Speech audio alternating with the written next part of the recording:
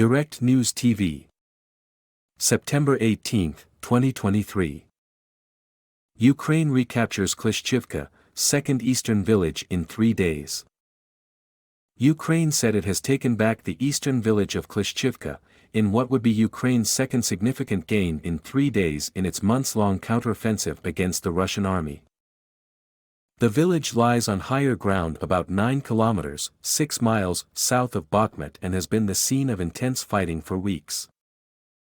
Today, I would like to particularly commend the soldiers who, step by step, are returning to Ukraine what belongs to it, namely in the area of Bakhmut, Ukrainian President Volodymyr Zelensky said in his nightly video address to the nation on Sunday. The breakthrough in Klishchiivka comes days after Kyiv said it had gained control of the tiny nearby village of Andrivka and as Zelensky prepares for his second wartime visit to the United States, a key ally. Zelensky said that Kyiv was preparing new defense solutions for Ukraine and that air defense and artillery are the priority, without providing details. It began its counteroffensive to clear Russian troops from its territory in June. Oleksandr Syrsky, commander of Ukraine's ground forces who is also in operational control of the counteroffensive, posted a video of Ukrainian troops displaying the blue and yellow national flag on ruined buildings with the sound of fighting in the background. Klishchiivka was cleared of the Russians, Syrsky, who has often visited the Bakhmut front line to devise strategy and boost the troops' morale, said on social media. Klishchiivka was home to about 400 people before Moscow launched its full-scale invasion in February 2022, and was captured by Russian troops in January of this year. There was no word from Moscow on its positions in the area. It previously denied reports that its troops had been pushed out of Andrivka. Ilya Yevlash, spokesman for Ukrainian troops in the east, said that control over Klishchiivka could help the Ukrainian army encircle Bakhmut, captured by Russia in May after one of the war's longest and bloodiest battles. Yevlash said the battle had inflicted powerful damage on Russian airborne units. The Akhmat battalion of Chechen leader Ramzan Kadyrov, Storm Z made up of Russian criminals, the Russian General Staff's military intelligence and motorized rifle units. We have now gained a staging ground, which will in the future allow us to continue to develop offensive actions and liberate our land from the occupiers, he said in a televised statement. Analysts said the capture of the two villages was an important breakthrough.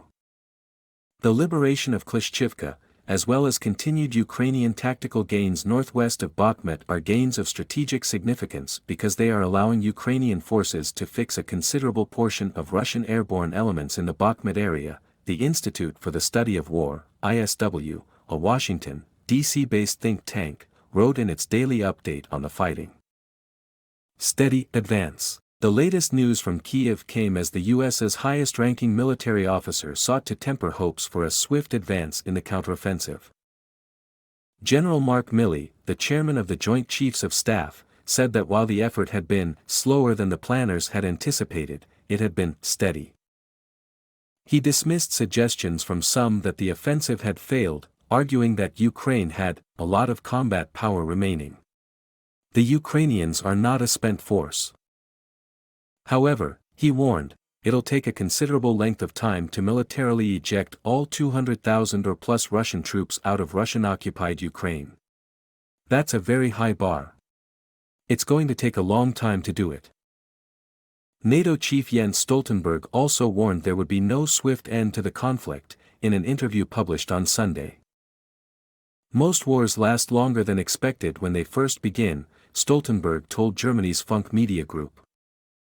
Therefore we must prepare ourselves for a long war in Ukraine, even if everyone is wishing for a swift peace. Kyiv has also begun pushing back against Moscow's forces in the south after building up Western weapons and recruiting more soldiers for its assault battalions. Intelligence updates from the US and United Kingdom suggested there had been more progress on the southern front, with the ISW saying Ukrainian forces had probably made a significant tactical breach along a section of the southern front line. The UK's Ministry of Defence, meanwhile, said that Russian forces were reinforcing their secondary defensive line around the occupied town of Tokmak, about 16 kilometers, 10 miles, behind the southern front line, amid Russia's growing concern about Ukrainian tactical penetrations of the first main defensive line to the north. My name is Kingsley.